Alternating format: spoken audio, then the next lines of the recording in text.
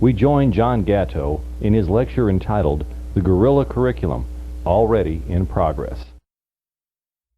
And therefore, in no single decision of your life, if an expert's available, should you not avail yourself of that person's services. Well, if that's true for us, who have been trivialized and made childlike, certainly since the end of the Second World War, then it's true in spades for your kids and my kids and all the kids out there.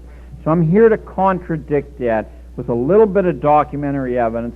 I want to confess that is not well prepared and strategically arranged. Over the course of being a junior high school teacher in Manhattan, living in an apartment, there's no space to store anything, and I'll tell you that the conflicts come thick and fast. They never stop. There's never a boat ride. So whatever documentation I have here sort of accidentally survived my transit through the world. However, why don't you look at some of it? Some of this is my kids, and some of it's stuff I use to goose my kids into action. I'm going to need a media expert to turn that machine on. Let's start with a 17-year-old girl who was thrown out of 6 New York City schools for being wretched. Impossible. A 17-year-old girl whose father approached her. He was a minor artist in New York City. He had a few bucks. He was not rich by any means. But he said, it would cost me $60,000 to send you to college, and I have a check for $60,000 in my hand, and I'm going to give it to you. I want you to move out of the house immediately, and I don't care what you spend this money for. Buy drugs, I don't care, he said.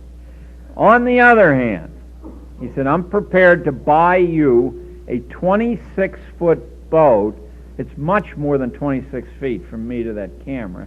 A 26-foot boat if you will sail it around the world alone. Now, mind you, this girl was working as a bicycle messenger in Manhattan. She's like one of these kamikaze bikes that go in and out of the truck, deliver packages. She'd been thrown out of 6 schools. She had no background as a nautical woman. And obviously, when she did take the necessary navigation courses to be allowed to sail out of New York Harbor, she cheated.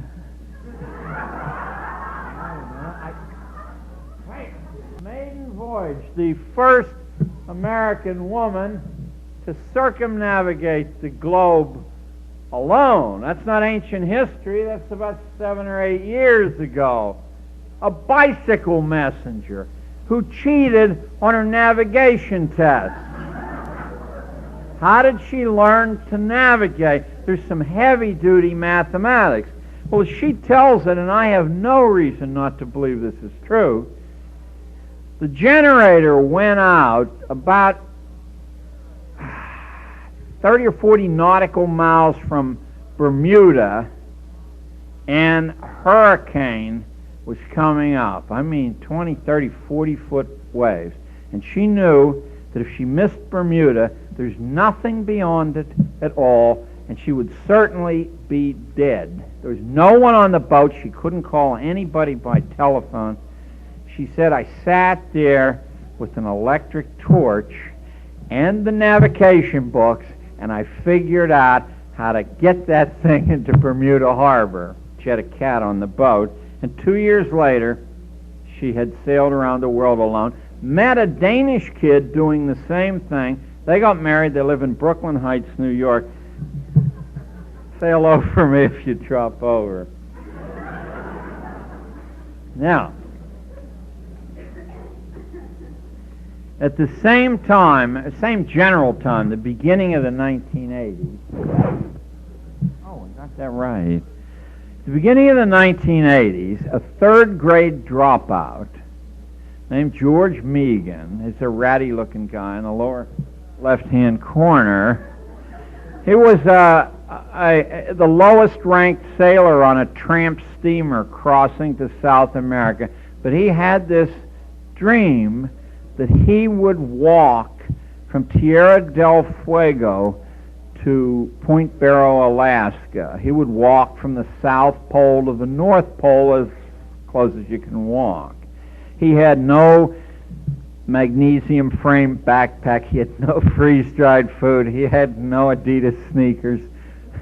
He didn't have anything. I think he had a map there, and he jumped ship in Chile, got his way to Tierra del Fuego, and 7 years later, I think in 1980 or 79, he arrived at the North Pole with his family. He had met and married a Japanese girl along the way, and they had 2 kids.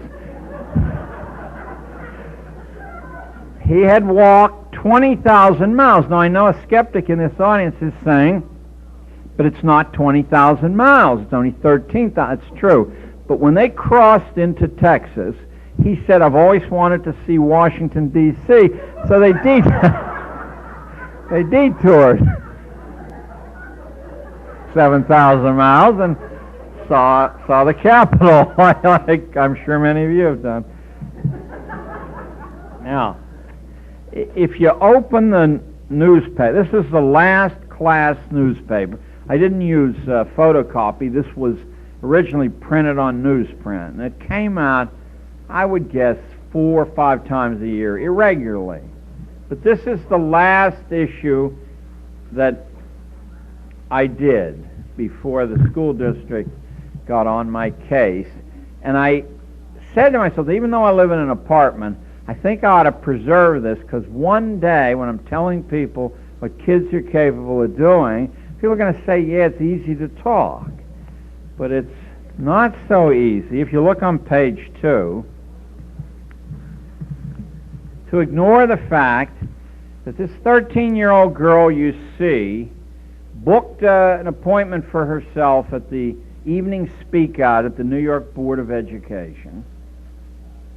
And she spoke for 12 minutes, actively berating the commissioners of New York schools that she had just made $3,000 or $4,000 in 5 weeks cutting class and running a business, and that nothing in any curriculum in any school, including Stuyvesant, had anything to do with the job being anything other than what someone gives you for good behavior. She said the principles of American life lead people to independent livelihoods. And here you're holding me for 12 years, and I broke out, and I'm here to tell you that you're doing a wrong and a bad thing. So that's B.J. Cummings, teen businesswoman, slams Board of Ed on unrealistic curriculum. The year there is, I think it's 1980 or 81. Now I'd like you to look at B.J. Cummings as of 1991, 11 years later. She had dropped out of college. By the way, B.J. was, as you can see in the photograph, a white young woman, very fair complected, who grew up in Harlem. Why she did that was not because her family was ultra-liberal, but the father was gone, and the mother couldn't afford to live anyplace else, so that's where they grew up. I asked her several times whether that had had a horrifying effect on her development, and she said that she hardly even noticed it. Anyway, here's B.J. 11 years later. B.J. drops out of college in her freshman year, teaches herself Portuguese, hitchhikes to Brazil. How do you do that? I guess you go to Miami, you go to airports around there, and you talk some private pilot who's going down there anyway into taking you, and apparently thousands of people do this. I mean, it's another one of the great secrets. She gets to the Amazon. She goes up the Amazon to an Indian village where the culture is being destroyed by the recent construction of a dam. And she writes a book in 7 weeks called Damn the Rivers, Damn the People, about the political use of dams and other monumental construction, to pay off the right people, irrespective of the harm they do. The World Wildlife Foundation picked it up. I believe it's translated into 7 languages.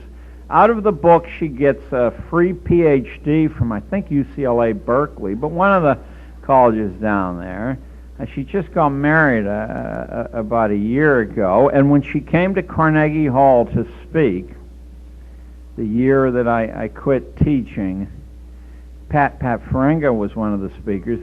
She came to Carnegie Hall and she said, I can't stay for the party afterwards because I'm lecturing in Bermuda about her specialty, which very few people have, the effect of dam building on traditional cultures.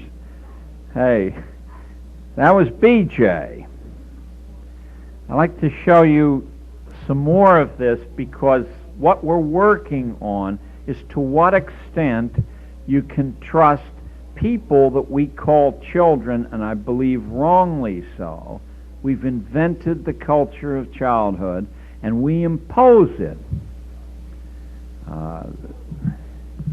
I think the shortfall is very, very large. I'm trying to respect the fact someone's tape recording this for whatever reason, I don't know. Surely not to sell these tapes. Okay. If you come to the talk tomorrow morning I'm giving, you'll hear me say glancingly that I made the structure of schooling the central academic study that we did. I was desperate to declassify children, or to have them declassify themselves, and I knew that could not take place as long as they would leave my room or the activities that I allowed and go back into the culture that told them who they were and what they could do and what numbers they had to display when they wanted to do them. So one of the ways, this is an illustration of one of the ways that without preaching I was able to attack the assumptions of schooling. Now, there isn't a person here or a person alive who hasn't at one time or another said, why do I have to ask permission to go to the toilet there? And furthermore, I would tell the kids that, that when I'm in the middle of one of these ranting expositions, I don't want to be interrupted with some request to go to the toilet because I'll turn on you like a wild dog and humiliate you, and I'll discuss your privates and everything else. On the other hand, I had a standing offer. I said, you can go to the toilet when you want to. All you have to do is take... What you can't see here is that there's a hood, too, that goes on it. You put the toilet pass on, and then... And I said, if you want to make your own toilet pass out of an old sheet, you can just come to go look like the Ku Klux Klan meeting, but you can go to the toilet wherever you want to go. There it is. Toilet activity was extremely limited in my class, but not because I prevented it.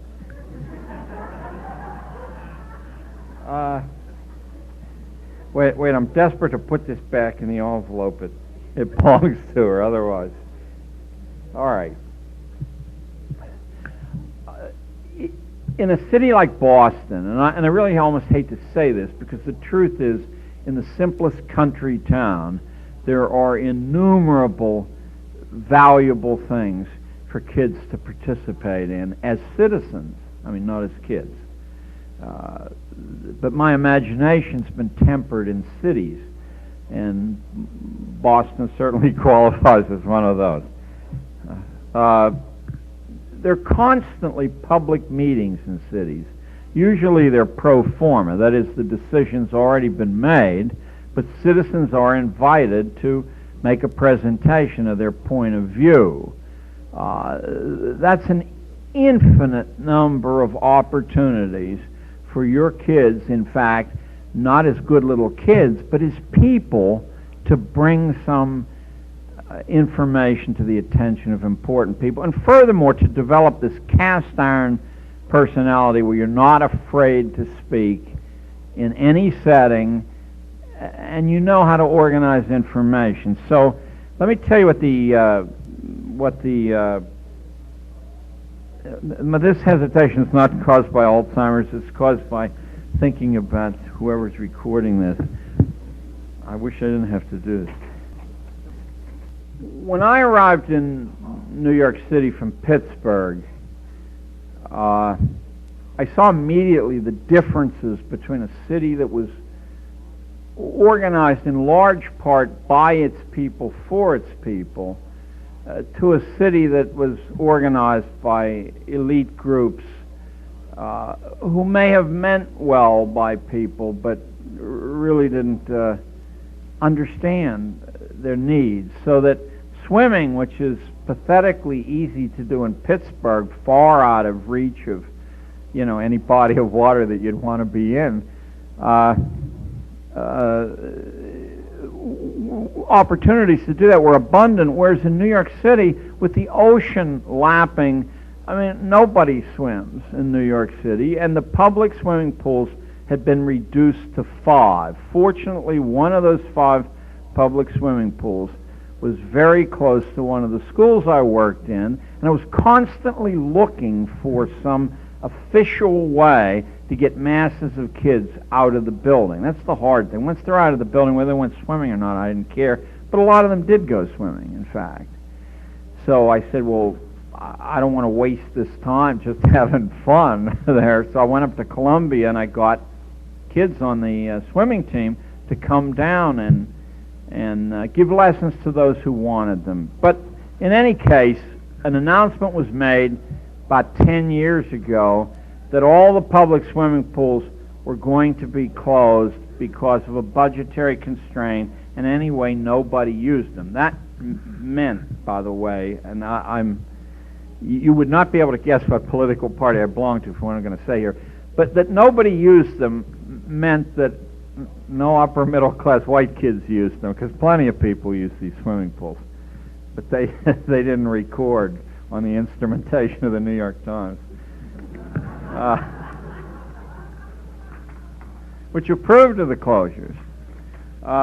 So I made a standing offer to any kid in the school that if they were willing to go through a crash course in public presentation, that I was willing to let them sign up and go down to City Hall and stand in these august chambers and make their case, one right after another, which precipitated a crisis at the hearing, by the way, because it turned out about 15 kids had signed up using their right to claim 3 or 4 minutes at time, and the chairman, who was only marking time, I'm telling you, all these hearings, the decision's been made ahead of time. It's to let you ventilate. It was too impatient to let them speak, at which point we got tough with the city commissioners. Anyway, one after another. Simon Ginsberg, good afternoon, ladies and gentlemen. Is it true that you want to close our neighborhood swimming pool because you think not enough people use the pool? The reason more people do not use the swimming pool is because 9 out of 10 West Siders have no idea there is a swimming pool on West 59th Street. Marissa DeMar, I'm representing the young citizens of the West 86th Street neighborhood. Oh no, that was somebody else. Good afternoon, my name is Israel Paniaga. I'm here today representing the teenage swimmers. You want us to swim in the Hudson River or in Central Park Lake? That would get pretty cold in the fall, winter, and spring. Instead of closing the pool some days, we need more days, and on and on. I have pages of these people appearing. I don't know what effect this had, just as I'm afraid I do know what effect the girls had on the Beatles Memorial in Central Park, but the swimming pools were not closed. They were not closed. And nobody else of any effectiveness was at the hearings to speak for the swimming pools, because we all knew it was a foregone conclusion. You'll hear me refer tomorrow, if you come to the talk in the morning, to to a girl who constantly tossed her long blonde hair. I mean, hundreds of times an hour. I'm sure you've seen women like that. Somehow or other, they just cannot keep the hair out of their eyes. And I had noticed that she had, at all times, 100% of the male attention in the class, including mine. I also knew that there wasn't a girl in the classroom who wouldn't cheerfully cut her throat. So I decided to defuse this hostility toward Caitlin, and I asked Caitlin, I said, listen, we have to make the subject, if it's agreeable to you, the subject of your tossing your hair, an intellectual exercise in the classroom. There, we have to examine it sociologically, whether or not there isn't some device that might keep that hair out of your eyes and you healthy. Let me show you Caitlin. Was Caitlin a model when the incident I'm talking to you about happened? No. Caitlin extracted a price for allowing herself to be used as the subject of the academics in the classroom. She said, I want 3 weeks out of school, and I don't want it to show on any school record. She said, and I'm going to figure out how you get a job as a cover model. I said, Caitlin, that's not a cover model. I mean, it's $2,000 an hour range. I said, if you do it as a catalog model or something humble and make the information available to other kids, you got a deal. Well, somebody was wrong, because there you see not only that cover, but this cover. There's many. Caitlin's a lawyer today. Whether she paid her own way through law school, I do not know, but I do know this, that her mother, who approved of the project, strictly on the grounds that she was 100% certain that Caitlin had no opportunity whatsoever to get this, had booked her into a youth camp in Poland during the communist years that summer, and there certainly was some bad blood between us. It was unintentional there. The hottest nightclub in New York City for the last few years has been the Nuyorican Poets Cafe. The Nuyorican Poets Cafe was literally built and put together by a former student of mine and now a very, very close friend, Roland LaJardi Lara. He's been written about all over the world. The cafe is a phenomenal place where every Friday there's an original play written by some member of one of New York's minority communities. Every Saturday there's a poetic competition where the audience votes victory or destruction, and every Tuesday an original film script is acted out by the best actors in New York City. I mean, people that you've seen all over the place. All that was put together by a boy and several other people without parents, without any inheritance at all, who lived for a number of years after he got out of school, kind of like pickup. I mean, he'd sleep in somebody's loft and somebody else's loft and somebody else's loft. At the age of 34, he was earning $3.50 an hour as a CETA poet. That was a government program that brought poets into schools, and I can tell you I witnessed several of the encounters between New York City school children and poets, and they're not, you can't describe them in mixed company. That's it. Okay, there you see Roland in the upper right-hand corner, and you see his first film. He comes to me at 34 and he says, I want to make a film. I say, well, you've never shown any interest in film at all. You don't even have a still camera. He says, I know, but I've just discovered that the national sport of Nicaragua is poetry. and I want to make a film called Nicaragua, Land of Poets. I said, you can't even pay the rent. You're going to make a film that should cost, I don't know, $400,000 about poets? I said, can you imagine anybody buying a ticket to that film? If you made it, what would you do with it? But I gave him $50 because on a school teacher's income, that was the maximum extent. And I drove him to the airport. He got a ticket to Nicaragua. Drove him to the airport, dropped him off at like 6:30 in the morning, and about 4 months later he was back with a whole bunch of stills of washerwomen and soldiers all declaiming poetry to each other. And I said, if this is really true, it's as revolutionary a thing as I've ever heard.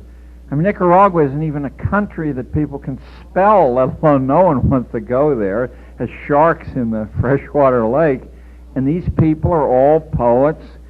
They have no wealth. They have no tradition of fine culture. And they're all poets. And he says, yes. He raised $400,000. He won 9 film awards with it. And his next project was the New Eurekan Poets Cafe. And right now, he and I have raised together $400,000. We're $800,000 short of making a series of films about schooling in the United States, a 3-part series. So that's what I'll do when I leave here. I'll go and worry. But how was Roland in class at 13? Well, he hardly ever was in class at 13. He was everywhere that poets were. He told me that at 13 that he would never wear a necktie in his life, and he never has. Never wear a necktie in his life, and that he was going to make his living as a poet. Geez, and what do you say to a kid like that? Lots of luck? I mean, high-paid poets get $5 a poem, you know. There's absolutely no market for it there. Well, I'm wrong. Here are some things that I'm really surprised don't show up more, but I'm sure they will in homeschooling communities. One of the best ways to bond kids together, and I guess in Boston here, Pat did something, or a lot of you did something with P.G. Wodehouse, a play, and Pat played the piano, but I constantly, I mean, there wasn't a year, there wasn't a year that I didn't put together, and I didn't do it, you know, some kid producer would put together, on the strength of being free of schooling for as long as they needed to be, put together a traveling talent show. Where do you get audiences for a traveling talent show? You can't beat them off with a stick. There are all the old age homes, there are hospital wards, there are first, second, and third graders who love to watch slightly older kids sing, dance, juggle, declaim, and then sit around with those kids and learn how to do that themselves. So this was a standard of the last 10 years of my teaching. I mean, my talent teams were moving around New York City, booking themselves in, and every once in a while I would stick an oar in to make sure. You know, I would always insist on, if I tell you that I don't believe I don't believe childhood exists past, I don't know, the age of 7, 8, 9, somewhere. Probably you play it by ear with your own kid. So if people are out there demanding the time or attention of the community, then they owe the community something. I mean, it's a reciprocity. It's not one way. Look at another thing that was a constant in my classrooms that certainly would be the easiest thing in the world to do if you're willing to get up at 2 a.m. in the morning. Now, the kids I had were 13, so they couldn't drive. So I had an old station wagon, and I would meet them at 2 a.m., and we would end up an hour later at the Bronx Terminal Market, which easily is the most dangerous single place in the United States. I mean, you're in the middle of not only an utter wasteland with lots of strange people wandering around because there's stuff coming in and out from all over the country every day, and you know, you grab some of it. It's dark. But I'll tell you this. When I broached the idea to some kids, I said, I think you can make real money doing this.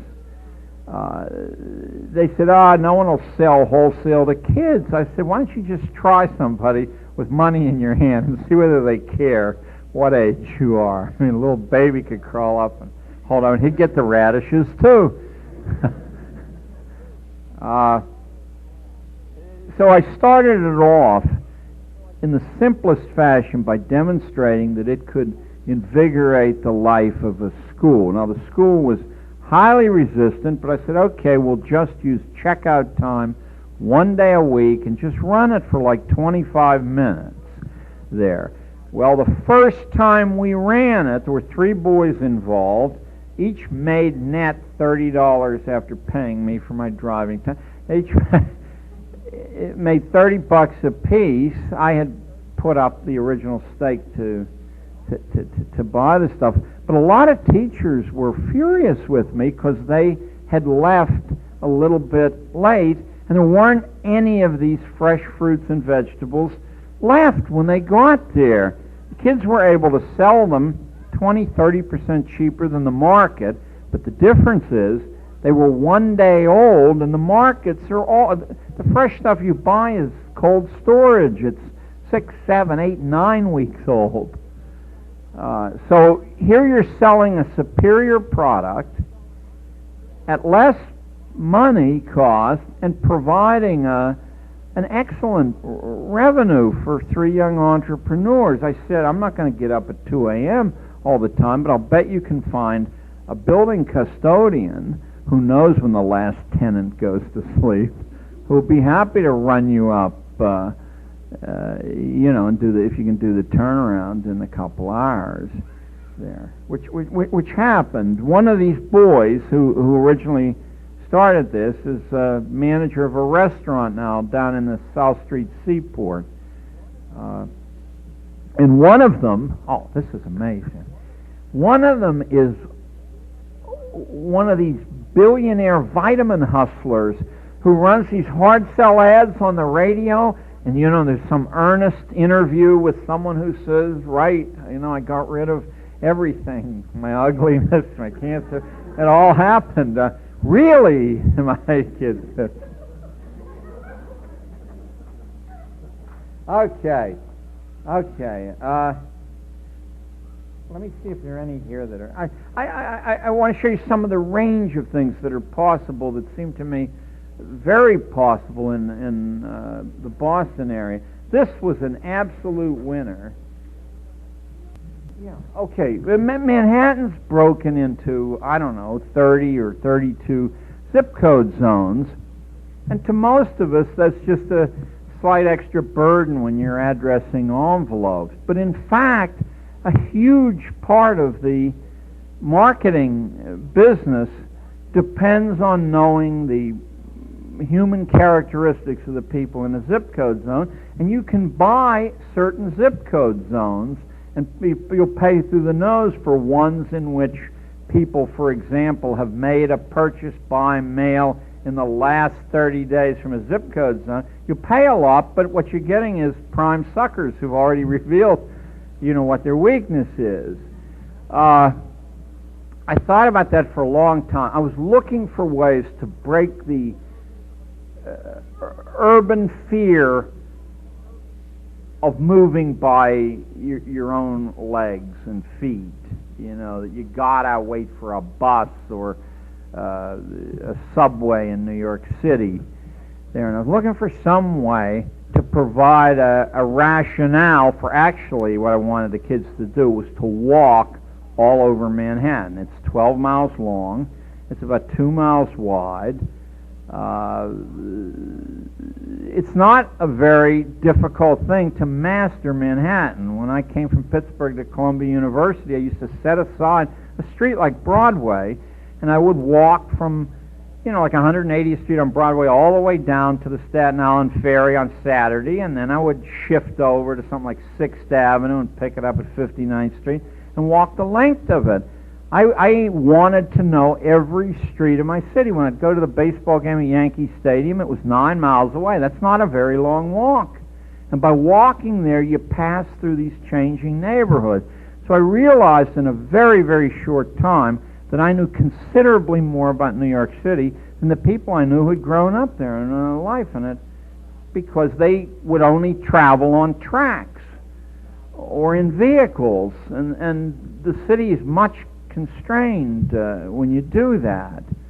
Well, so this project was to pass through the different zip code zones, and it took quite a long time, with the knowledge of what the median income in the zip code zone was, and trying to see how a difference in $1,000 or $2,000 a year median income turns out in shop windows, in the way people dress, in the housing, in the cleanliness of the streets. It's quite incredible the tiny differences show up.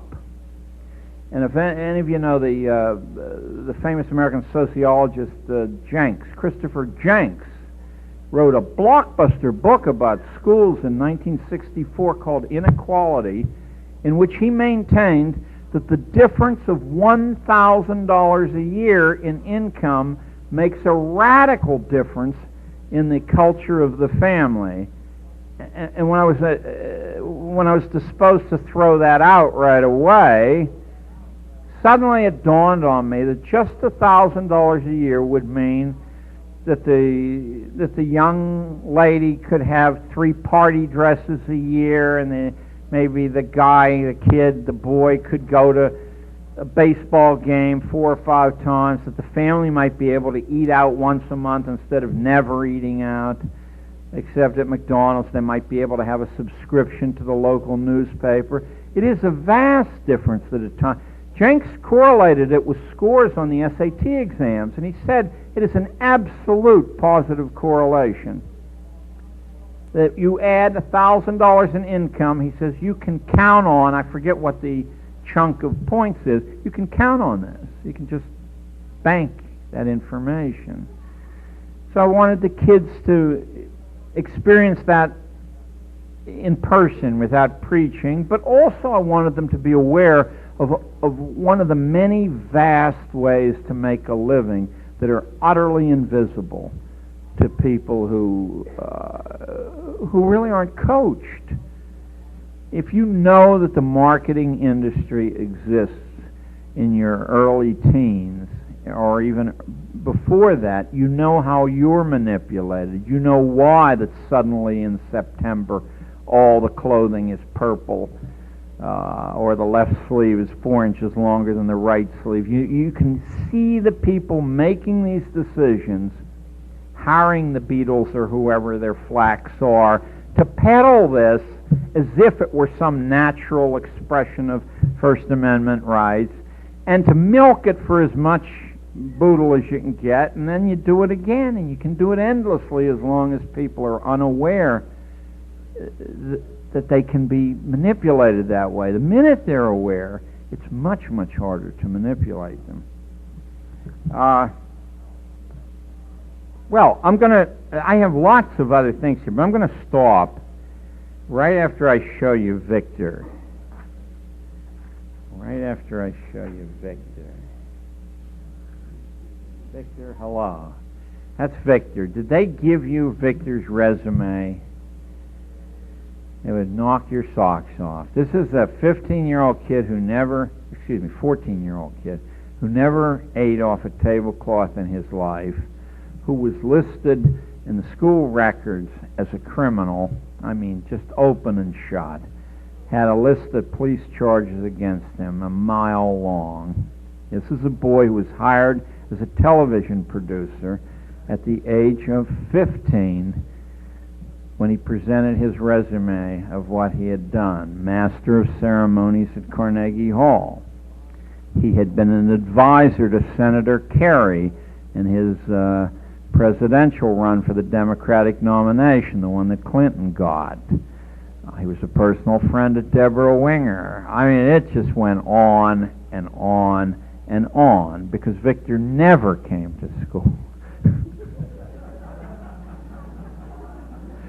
And there you see Victor in white tie and tails. He arrived at Carnegie Hall. As usual, he didn't know his part. And I grabbed Victor and I said, Victor, your mother's going to be out there and she is going to be humiliated. I don't have time to holistically show you something about standing on the stage in the most awesome theater probably in the world. I mean, it's just unbelievable. The seats climb up at a very, very steep pitch. So the whole room is there when you're there. I said, Victor, I'm going to give you a course in rhetoric in 10 minutes, and if you do it exactly the way I tell you to do it, the audience will think that you were born with a microphone in your hand. I said, but if you do anything like what you just showed me, I said, you'll disgrace your mother. I said, the audience will mill restlessly, and they'll slowly edge to a seat closer to the door. Learned it instantly. I said, Victor, only say 2 or 3 words and then throw a hesitation in your voice.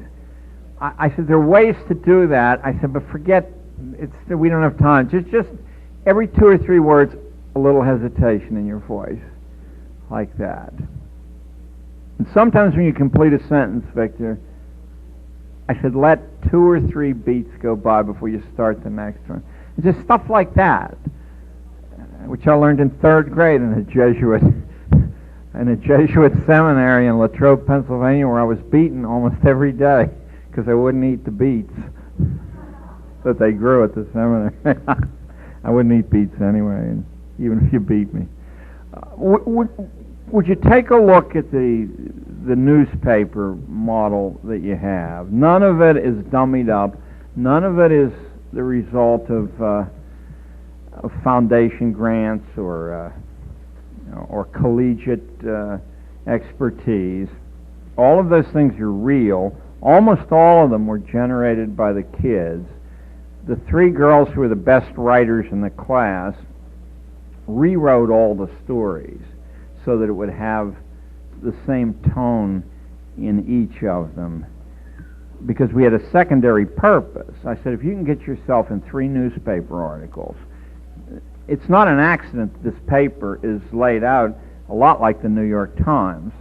Because if you cut these things out and paste them up, nobody knows these came from a school newspaper. So if you have 3 of these, I said, it's a college scholarship, it's a summer job. I said, it's big advantages. And private school kids, more or less, are taught these things, that you document who you are. I taught the kids how to build a resume backwards. You start with the only point of a resume.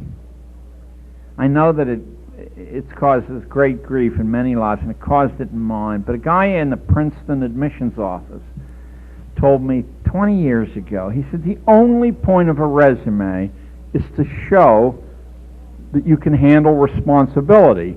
And the more different kinds of responsibility, and it's a throwaway when people put it down as if it didn't matter. Let me tell you something, that a balanced human being will have a physical hobby, they'll have a social hobby, and they'll have an intellectual hobby. Not basketball, football, swimming, but basketball, chess, long-distance hiking. That you show with your hobbies what you do when your time's your own. All the rest of the stuff is when you're under the direction of some adult or official. But what you select on your own, he said, is utterly decisive. And if you show through that line that you don't know how to use your own time, he said, I can tell you this, we don't want you at Princeton. And why should you want a person like that? I'm being a little bit strong and heavy-handed here. When it's so easy to develop these different aspects, which I think are universal to all of us. Okay, if you take 5 minutes free from my voice and a breath for yourself, and leaf through this newspaper, you will see a variety of undertakings that the class was doing in a, I would guess, a 6-week period. And many of them aren't in here. We only print all the news that fits. We print. And then maybe afterwards, you guys can talk and ask me what it is that you're particularly interested in. Meanwhile, huh? Oh, there must be. There's a copy for everybody who's here, but they're not with me. They're with one of the people in the back of the room. You can have my copy here. But then what will I... I don't want to... Oh, I have 2 copies. I have 2. See the boy and the girl on the lower right-hand, page 3? That's 5 a.m. in the morning at the Port Authority bus terminal, which next to the wholesale food market in New York City has to be the second most dangerous place in the United States. They're leaving on a bus. I'm not putting them on the bus. Their mother's not putting them on the bus, but my wife is putting them on the bus. They're leaving on a bus for Albany, New York, where 3 hours later they'll step off the bus and they will notify their state representative that they're in town to see what he does for his constituents. He does not know they're coming. That's him in the first column on page 3. And they said to me, well, what if he won't talk to us or won't see us? And I said, well, then you'll get on a bus and you'll come back to New York City. About 2 years ago, someone said to me, oh, do you know what happened to Jason Weinberg? He's the fellow who's grinning. Judy Trescott, I ran into her mother on a Broadway bus, and she said, you know, Judy, who couldn't speak, did you ever run into girls like that? Guys, too, who are absolutely mute. They cannot speak, period. They can speak one-to-one, but in a classroom setting they can't talk. She said, Judy just got out of law school. She said going to Albany, it changed her life. Not all at once, but bit by bit, she just threw that personality away. They were invited to go over and address the New York State Senate. They were taken out to dinner. And you know what would have happened if you'd have asked permission to go in advance.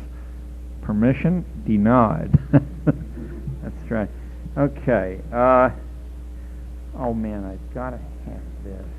Yes. Here's what happened to Jason Weinberg.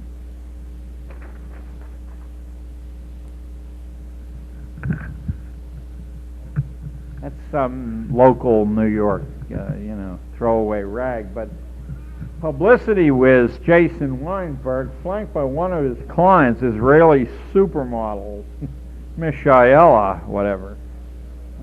Jason, not a bad way to earn your living, Jason. And Judy's a lawyer, so when Jason gets in trouble, as you and I know he will. Do you see anything in those papers that you'd like to ask about or comment about? There's really some revolutionary stuff there. At a time when the local Democratic clubs of the Upper West Side of Manhattan had announced that after a month-long voter registration drive, they could only get 500 votes because there was tremendous voter apathy.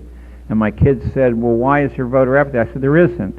I said, if you owned all the jobs, would you want new people to register in your party who might change the direction the party was going in?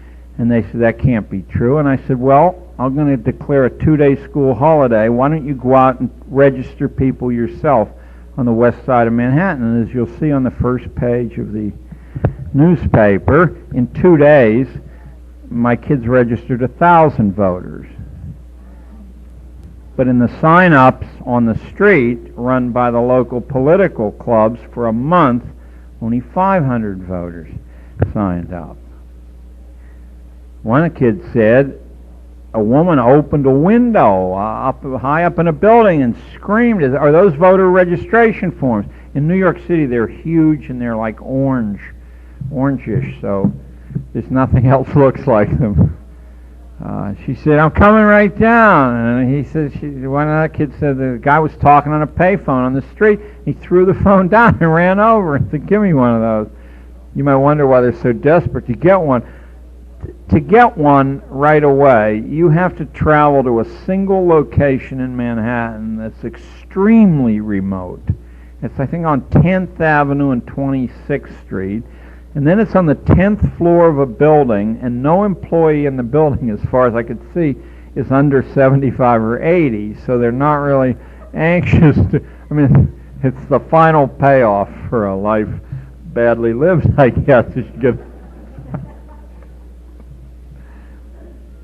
Is there anything there that, or even if it isn't in the paper, yes, sir.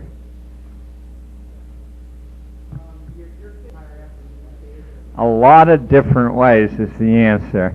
When you're determined to do it, whatever works, works. For example, if a particular kid is a tremendous pain, you never go through the authorities. Never, never, never. In no instance. You go to the other teachers and you say, "Would you mind if Jason Weinberg isn't in the class for a few days?" Nobody ever says, "Oh, I'd mind terribly."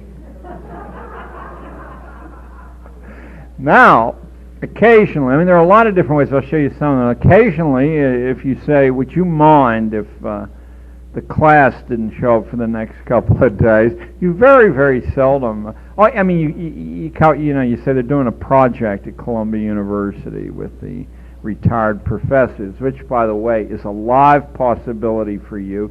They're desperate for something to do. Often they're the best people in the department or the heads of the departments, and there can't be a college that doesn't have a retired professors chapter. I mean, my kids had keys to the astronomy thing, where you look at Carl Sagan's ridiculous idea that there are millions and millions of worlds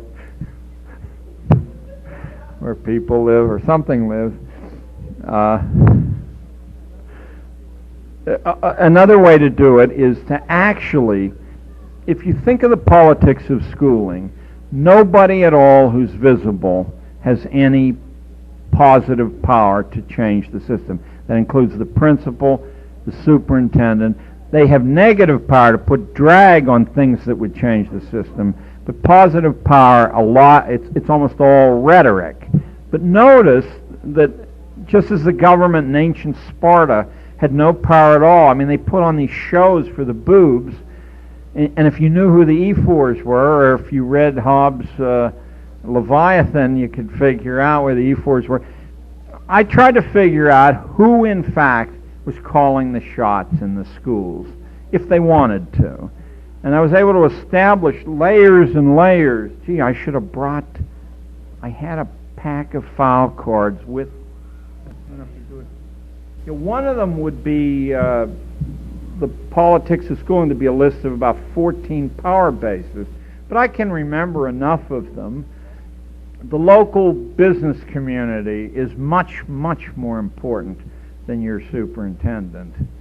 Now, you got to know, it's not the local business community. What does that vast generalization mean? There will be businesses that are constantly active in the school because they sell the straws or a variety of other products. They keep an eye on the schools.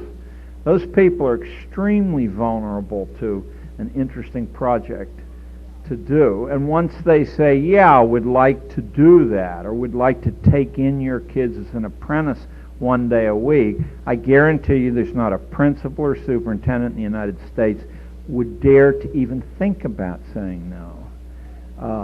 If you have a local university with political clout, and of course Columbia was just a few blocks from me, there is not the instance where something requested on a Columbia letterhead would in fact be denied by a local school district. And I'm sure Boston's full of colleges that have similar clout to that. a constant resource that I had reference to was parents. It's very difficult to reach parents, but I would start each school year and actually visit as many homes as I could, because that was done to me when I was in school in Pittsburgh. I would call, I would give information sessions, and I would hold a little party one day a week, a coffee and donuts party. I never got more than a third of the parents, but often I got that many of them would show up, and now I had a personal relationship. I would say that a group of 5, 6, 7 parents could bring any school in the country to its knees if they so chose, and the principal is well aware of that. So he will not choose, as long as he's not told too much about what you're doing. He doesn't want to know anyway. But it will not choose to deny those requests. Every once in a while, I would get a class for a year. Not often. I mean, I did this for about 21 years out of the 30 I taught. Maybe twice that happened, but then there were no restraints caused by other teachers there. So if you want to do it, you can do it. If you're the homeroom teacher, obviously nobody else really has the power to punish your kids, because even if they do, you're the one who enters the punishment on the records. You know, hey, hey, well, we won't go into that. Are there some other questions or comments on what you see there? This is meant to be an illustration that young kids are capable of anything, and furthermore, just because they're capable of it's not a reason to do it. The payoff is very, very quick. Doesn't happen right away. But 90 days after your kid has shouldered real responsibility, you're not talking to a kid any longer, really. You're talking to a human being of one or the other gender, who looks you in the eye and doesn't want their time. The learning about a mature way to live is breathtakingly fast if it's allowed to occur. Here, let me show you one other picture here. What you're about to see, if I can find it, is a 7-year-old boy, an 8-year-old boy, he says, desperately leafing through these, and a 13-year-old boy on the Staten Island ferry at the moment before they set out to ride across the United States on their bicycles. Now, they got to deal with their parents that once every 100 miles they will check in.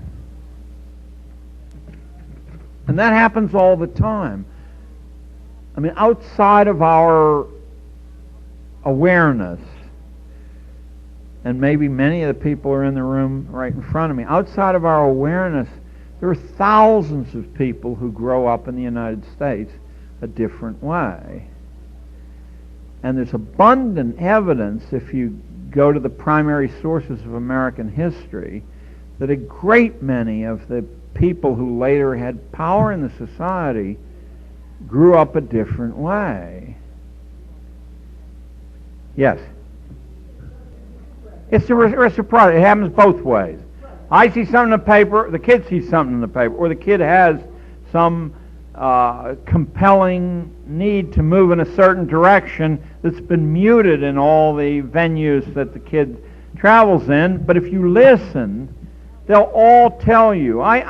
When people used to argue that there was a need to do testing, I would say that there cannot be a public school teacher with any brains in their head at all who at the end of the first day, from simply intensely watching the kids in front of them, doesn't know where they're going to score, even doesn't know a whole lot about their home life. So you listen to the kids. I would set myself the goal not of doing things for classes. Remember, I'm trying to declassify children. but for doing things for individual kids. If I see a kid who's mute and will not speak, I know that they are so badly damaged in the in the journey ahead of them that nothing else should matter at all except giving them some audiences that they can speak before and develop the ability to swim like some noble fish through the human environments they're going to face. That does not heal itself as you get older. It gets worse.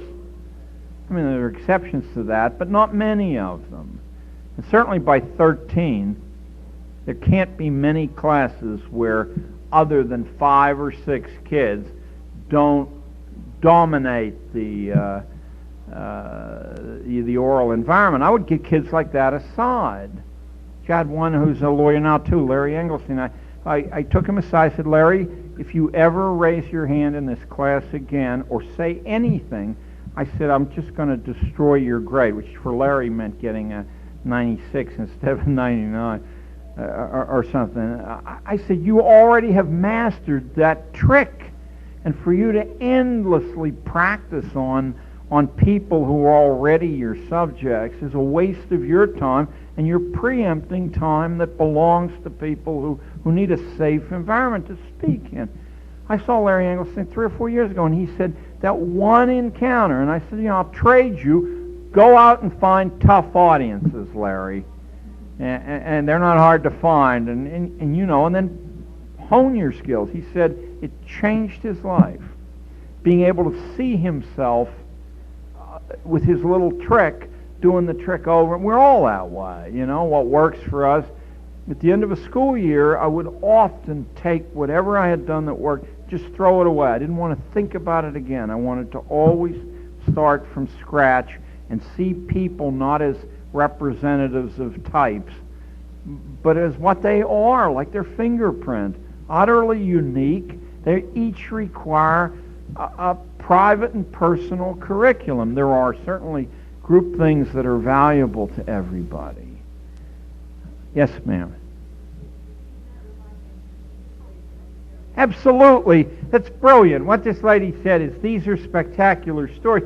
But when you're compelled to be a performer in front of a workshop, people don't want to hear about little triumphs like May Moy, who had a brilliant understanding and sensitivity to the Chinese language, and just sounded like some ignorant washerwoman in English. And I knew that May was capable, if not overnight, almost that quickly, of simply moving this feeling she had from one to the other. And I'd do that, but I'd talk to May after school, not about that. I mean, we would talk about ideas.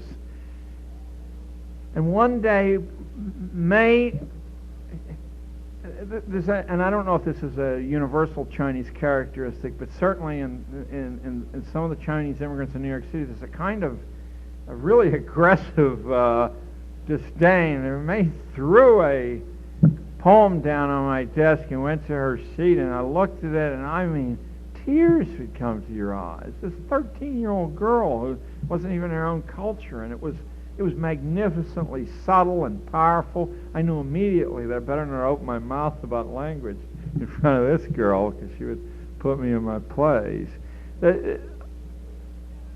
With a mute kid, for that person to see that they have a right to be heard is a huge victory.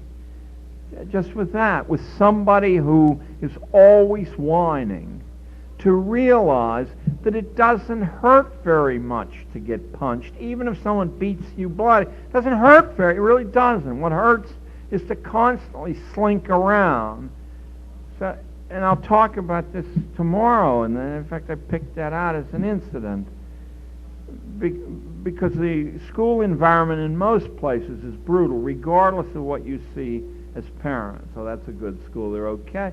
I mean, it really is like under the surface of a mill pond. I mean, these kids are always hitting each other in the kidney or saying something devastating that just ruins you.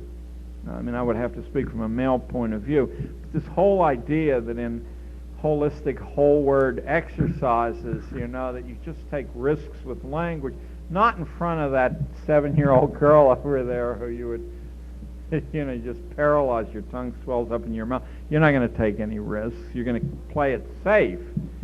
And certainly not in front of the boy who lives to humiliate you when you get out in the play. You're not going to take these risks that...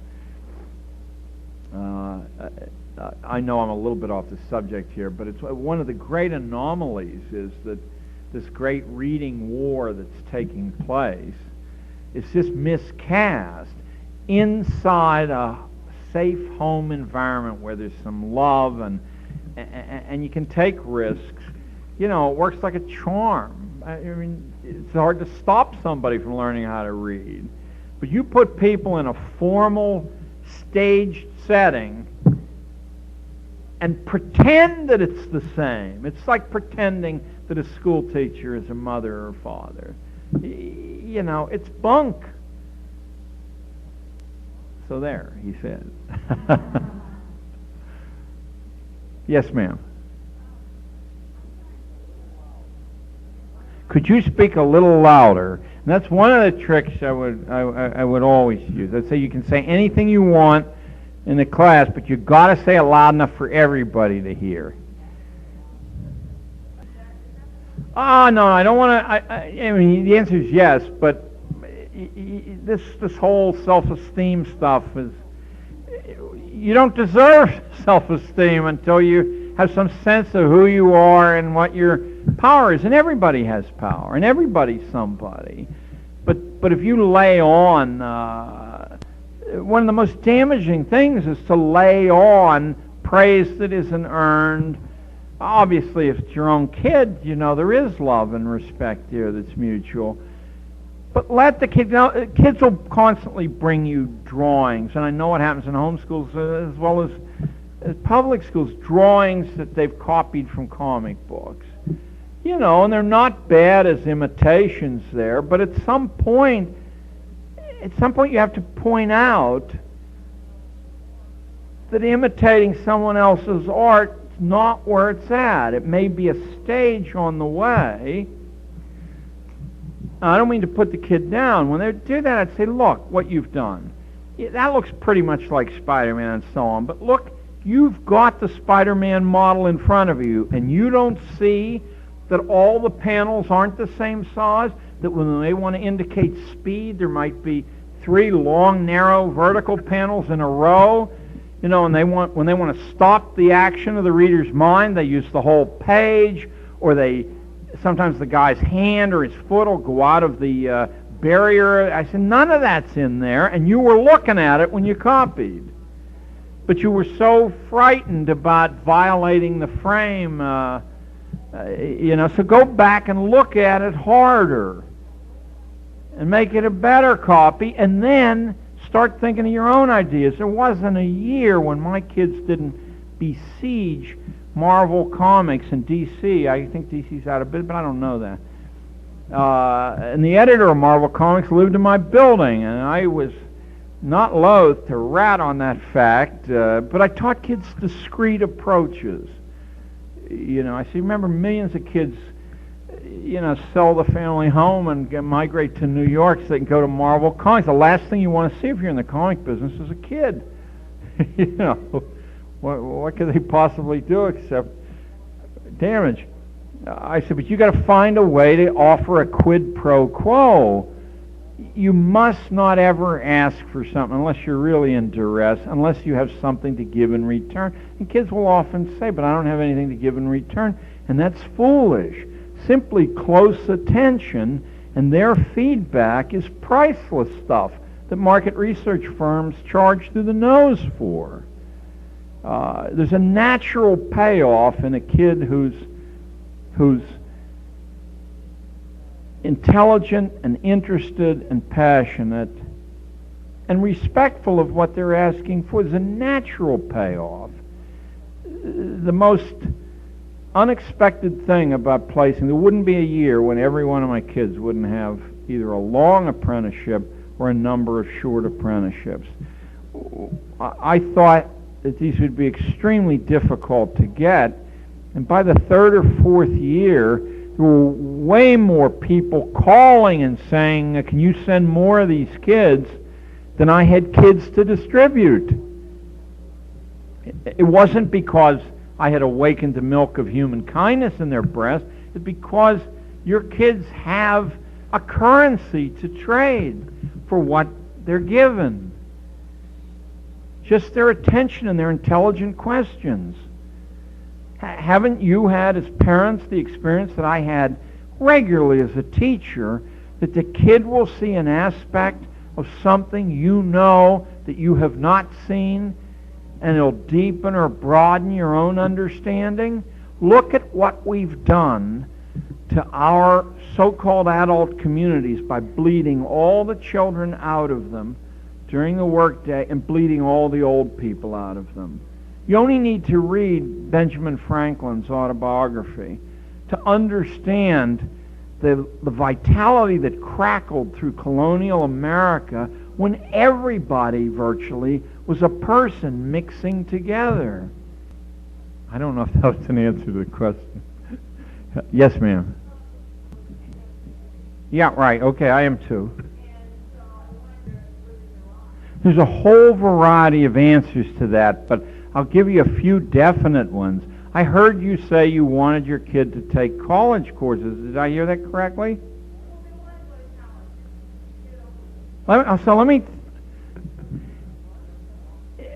Is there anybody here who's not heard of Dr. John Baer?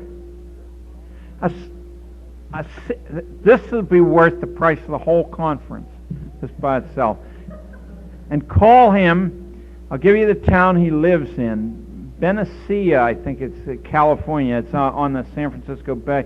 Benicia. Baer has, for the last 30 years, been putting out a thick telephone book catalog called Guide to Alternative Ways to Go to College. I've made that up. You can buy it here? Oh, but if the 10-speed press one, I would not buy, flatly. Baer sold his idea to 10-speed press about 7 years ago, and 10-speed press has cut it way down to like 100 schools. For the same money, you can buy it directly from John Baer in Benicia. He retained the rights to sell the whole thing. Call him up and say, I want to buy one of them. You give me your visa thing, you'll get it. And I will tell you this.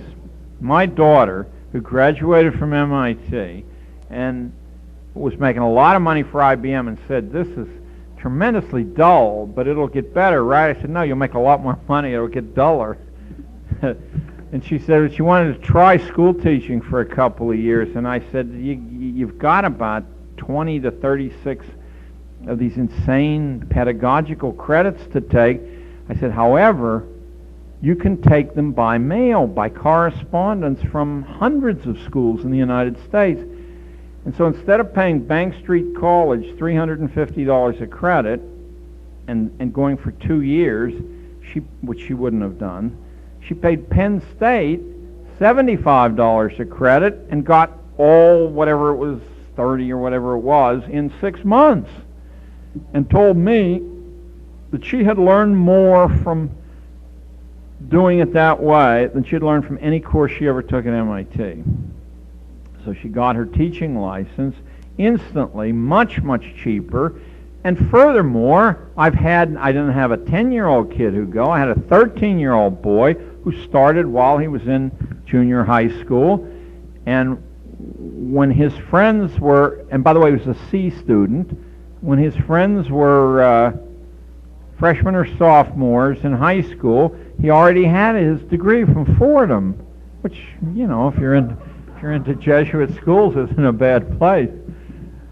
There, you can, no matter what the specialty that requires college credits is, or degrees, you can take those degrees or those credits by correspondence from the greatest schools in the United States at about 40% to a third of the cost of going to the college. Furthermore, the degree or the credits aren't stamped by mail. They're exactly the same degree that Harvard gives if you go to Harvard. Now, that suggests something to you. Or Stanford, or Cal, or the New York State system, which is excellent. Yes, ma'am. He took 2 years of college credits, beginning in junior high school. So I guess he got the second year when he was at the end of his freshman year in high school. And then the college, after seeing that he had 2 years of work, took him in as a student. And they said that he would get his high school diploma at the same time he got his college degree. And I remember, now it just came to me, my daughter was furious. When she got to MIT, she said, this place is hoaching with kids who went to high school from the back of those match packages. You know, get your high school diploma by mail, and they're 12, 13, 14 years old, she said, and MIT didn't have any trouble taking them in.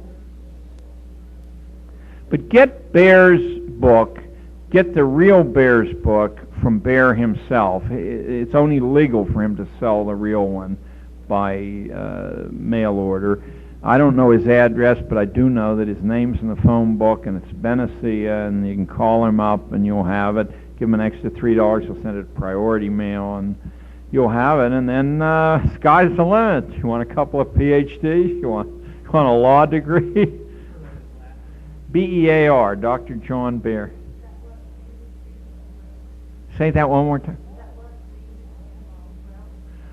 Oh, how about a PhD from the London School of Economics where Mick Jagger went? Sure, absolutely. It's Baer's guide to alternative... No, that's it. Someone says it back there. To non-traditional... But they're not. They're the same degree from the same school. I mean, it's a non-traditional way to get them, that's all. You do it yourself. Let me repeat what this young fellow's saying here. He took the Shelter Institute course in Bath, Maine, which all by itself is a trip. Bath is so nice, isn't it? It's 3 weeks. Okay, so they do it a lot of different ways, but then they have one straight 3-week thing. They'll teach you to build a post and beam house, and if you stay an extra week or two, you know, they'll add plumbing or foundations or whatever to it. It's one family, and as the kids grew up, they've joined the business. I was the keynote speaker for their 25th anniversary 3 years ago, and I'll tell you, in a room this size, the walls were covered with houses built by bus drivers or psychiatrists. The people were transported by the act of building their own house. So the question here partly was, why doesn't this idea catch on? Well, if you drive out on Cape Cod to Wellfleet or to Provincetown, I mean, you'll see hundreds of homes built in the 18th century and the early 19th century that are just breathtaking. They weren't built by architects. I mean, they were built by people who decided, well, I got some time on my hands, I'll build a house. If you come to where I am over in New York State between Ithaca and Cooperstown, where the Baseball Hall of Fame is, the new stuff, that, you know, it's $250,000, is all pre-cut lumber, and the truth is you can't look at it for very long. It's not that it's ugly, it's just not. But these frame places with the turned spindles and the eccentricities are everywhere, and they were built by the people who lived in them. Could we restore, pardon? The Shelter Institute in Bath, Maine, and if you have your house in hand, you can walk down the street and there's the Maine Boat Building Institute, and they'll teach you how to build a Boston whaler, a dory, and a skiff. You built 3 boats in 8 months. That's how you learn to do it. That's not bad, so you walk out of Bathmain towing your house over one shoulder, and your 3 boats over the other, and your total your tuition was about $700, $800, like that, and at the Boat Building Institute, it's I think $800 or $1,000. Come on, everybody could have these things. The United States is as close to empty. When I was a boy, you couldn't drive anywhere that there weren't people. You go through the Catskill Mountains, and there was one homestead next to it. There weren't any forests. Everybody's gathered into 50 urban areas now. The country's emptier than it's ever been. I have 113 acres over in a beautiful area of New York State, and anyone here who had a paper route could have bought it. It was $500 down and $90 a month for 7 years at 6% interest. Why was it so cheap? Because nobody wanted to live there. That's why they wanted to go to the big city and I don't know, go on welfare. I don't know why they wanted to go to the big city. But right now, as we talk, here's a project your kids could do. Pick the state, Massachusetts, New York, and send a postcard to every county clerk in every county in the state. So in New York, there's like 75 counties, so it's 75 postcards. And ask for the tax sale lists when they're posted in the summer. An enormous number of people, and this is hard to believe in the United States, simply get tired of owning something, and they just walk away from it. That's one way it gets in tax sales. Another way it gets in tax sales, people die without heirs, and they're too mean to leave it to anyone else, so they go into tax sales. You can buy, virtually at all times, spectacular land. It may not have a hard road, but God knows in this part of the world it's stone about a quarter inch down anyway. And it may not have developed water, but that's not very difficult to get. I own my land as part of a class session I had where I was trying to show a mixed class which included some poor kids that in a country like this, when people get bored, they give away great value. And I said, for example, if you find areas of the country where land isn't fashionable, land will be given away or as close to it as possible. So I took a Sunday New York Times, ad lib, and I just opened it. I said, let's read down this list. And then about the fourth one I read was Tumbling Waterfall Retreat. 99 acres, more or less, $500 down. And I said, if this was a strip mine, it would be worth that. And so the kids said, well, if it's so good, why don't you buy it? I said, tell you what, I'm going to get down to the payphone right now and tell the guy that I'm going to buy it. And I called up and I said, I'm going to wire the money up. And they asked me when I was going to come up to look at it. The third and fourth sons who couldn't, they didn't get anything.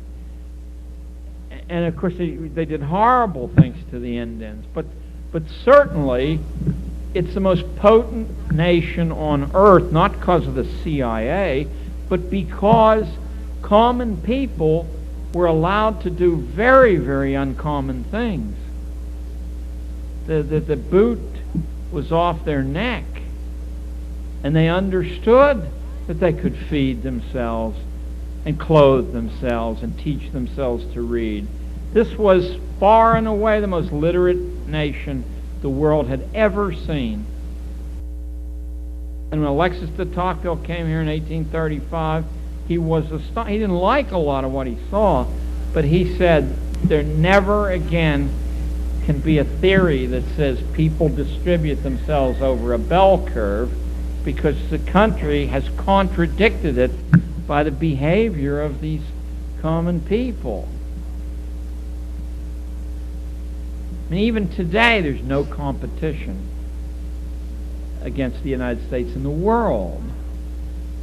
Japan doesn't invent anything. They do develop. Germany doesn't invent much. And this is the source of 82% of the patents on the planet are patented here. It's as if that energy that was loose in the land is still staggering along, even when many people want to rein it in. Well, hey, enough speeches there. But are there practical? We got John Bear. I would teach my kids, but I've got to step away from this. I would teach my kids that the only way anyone knew they were 13 years old was the way they stood. They smiled too much. They carried big floppy notebooks that always fell out of the ground. I said, watch what these snotty Columbia kids do when they come down here. They've got a clipboard, and they cock it at a jaunty angle on their hip. We would go through drills like that. One of the drills we used was at the ritziest, certainly tied for the ritziest auction gallery in New York City, Christie Manson Woods, which frequently has auctions of really neat stuff like old toys or old comic books, but the kids couldn't get in. And they said they were prejudiced. And I said, that's a working hypothesis. I don't think it's true, but we can test it. Instead of, I said, describe in front of the class what happens when you try to get into the Christie Manson. So that's it. Well, I walk up there, and the guard puts his hand on my shoulder and says, where are you going? And I said, I'm going up to see the comic books. And he said, no kids allowed. And then I picked Danny Sullivan. And I said, Danny, go over there and see what happens to you. Because Danny's a white kid. Danny goes over, comes back, he says, the guy put his hand on my shoulder, he says, where are you going? He says, no kids allowed. Now we're going to run a drill. Let's run in a blue blazer with shiny brass buttons. Put this blue blazer on. Now we'll practice. Walk with a purposeful manner, not as though you're going to be soft. And when the hand goes on your shoulder, I say, freeze. Don't turn around at all. Just freeze. And then snap around and say, I beg your pardon.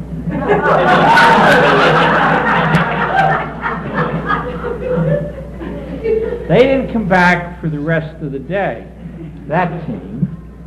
I'm supposed to ask where young people are going. My mother's upstairs. I'm meeting her. Is there some objection? And I would drill them so they could say it without a stupid kid's grin on their face. Never a problem at all. To get into the sub-treasury in New York, I don't know if it's deliberately, that's where all the money's burned up and the stacks of gold to the ceiling. To get in there, you need one teacher for every 5 students. Well, forget it. I mean, unless you're a ritzy private school, and somebody knows that. But I looked my class over, and I could easily pick out 6 kids who, if they carried themselves a different way, you couldn't tell. And I said, now, what we did drills there for was you get them to line up in sized places. Ralph, you're out of line. To check it off. I mean, we do all these fussy little things teachers did. We were never stopped. Bronx Zoo is 1 for 15, and I was always going around with 60 kids. Never stopped anywhere. And finally, I came to see that we teach kids signs so they can be identified and put back in their place. But to get rid of those signs isn't a matter of intense study.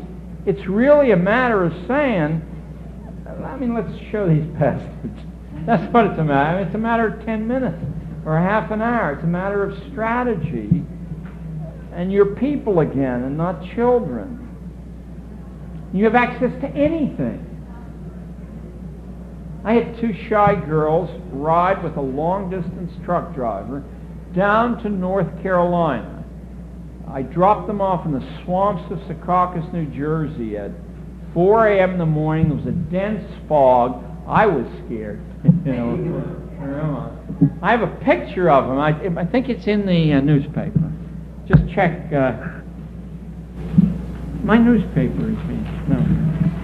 I think it might be here. Harry Payton. Anyway, I dropped them off in there. Where? Oh, yeah, there they are. I first called them at the bottom. There they are. A police car came by. They went over and stood next to it, I guess, to be safe. And they said, well, what if the truck driver doesn't show up? I says, well, you're only right across the river from New York. You'll find a bus. You get on the bus, and you'll be in the Port Authority. Then you really have a reason to be scared. Because some of you know the Port Authority bus terminal. It's a creepy place. Is it better now? Yeah. I haven't been there for years. Okay. There was something I saw here. These two on page 6 are worth looking at. This girl Julie Post here was an absolutely despicable human being. She really was unpleasant to be around. She whined all the time. I mean, she came from a rather favored background, but she constantly was worried that someone else got more than her. And she came to me and said that she wanted to apprentice with Sue Simmons, who was the new, as they called them in those days, news hand in New York City, getting $500,000 a year and about 30 pounds lighter than she is now. She really was dynamite on Channel 4 in New York City. And she said, I said, boy, that's a tough one, because if they let anybody in there at all, it's going to be private school kids. I said, but the best way to do it is not to approach the network, because they will absolutely say no. It's to find out where Sue Simmons lives, and then to begin leaving little gifts for her, boxes of brownies, flowers,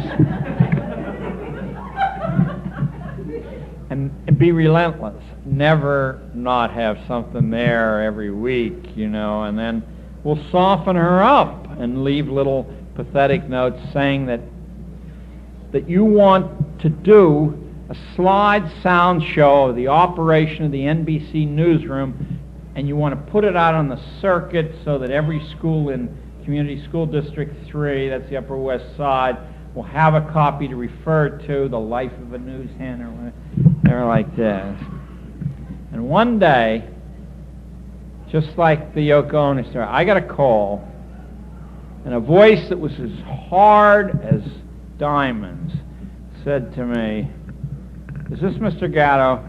"Yes." He said, "This is Sue Simmons. You send the little bitch over, and I never want to hear from either one of you again."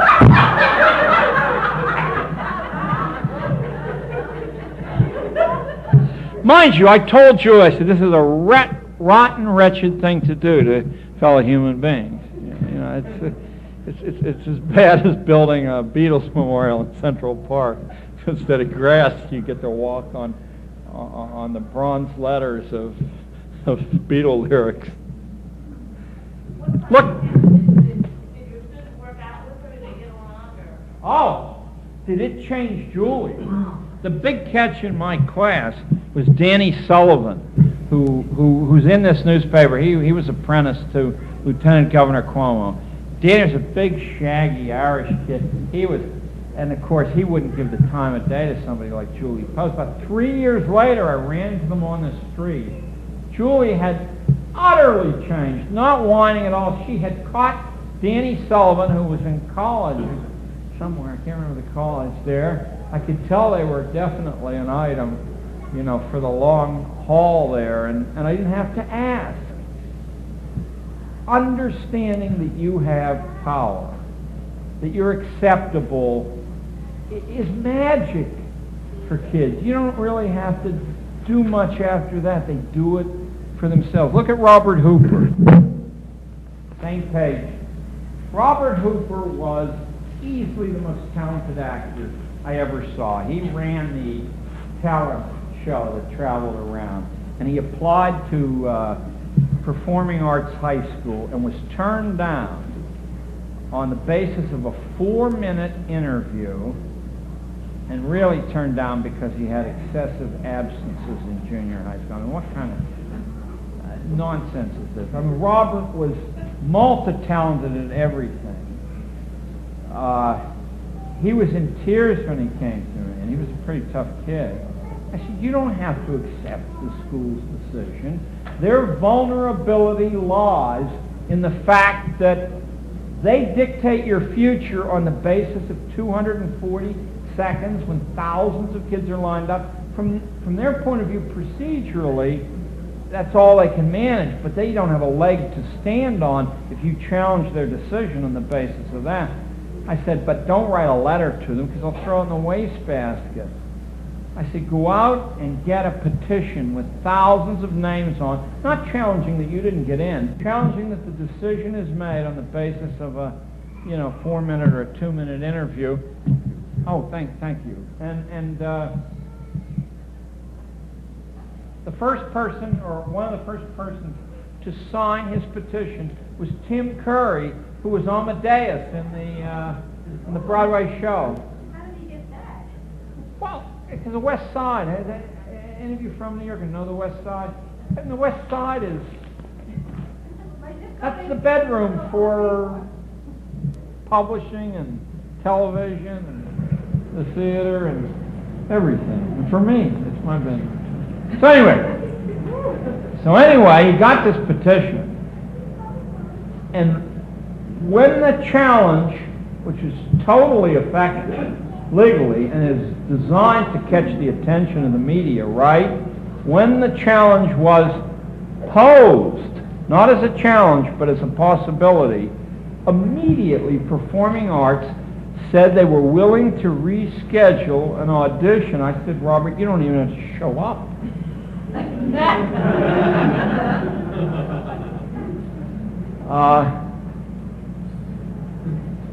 Yeah. He wouldn't go. He wouldn't go. Isn't that... They did admit him. They admitted him. He wouldn't go. He took the audition, passed, and he wouldn't go. I think he had been hurt in some sense of honor he had, that all his life, who he was recognized even by people who didn't like him. He was just electric with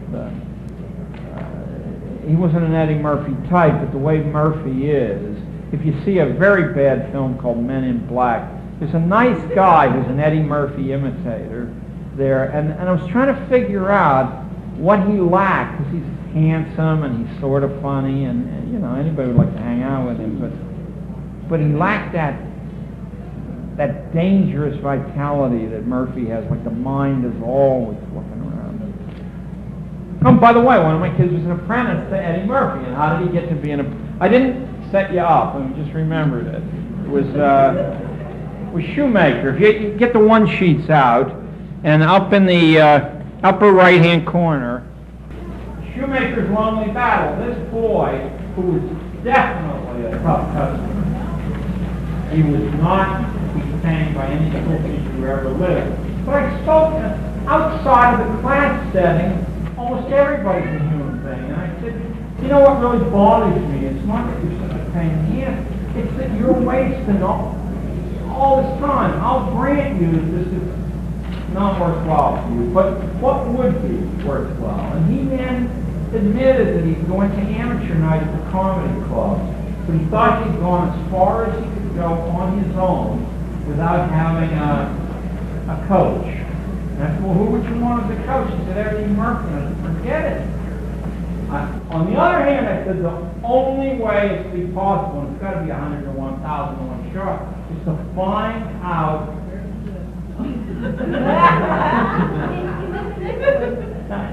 No, to find out when he arrived. He had some gig in New York. When he arrived. I think it was Saturday Night Live. Was he on the Saturday Night Live? Yeah. In those days. I said, you got it. And another kid who's now got a beachfront home out in Seattle did this to Woody Allen when he was making Annie Hall. We read in the newspapers that Allen got up at 4 a.m. in the morning to walk alone on the beaches of East Hampton. I said, this is your opportunity, Mark.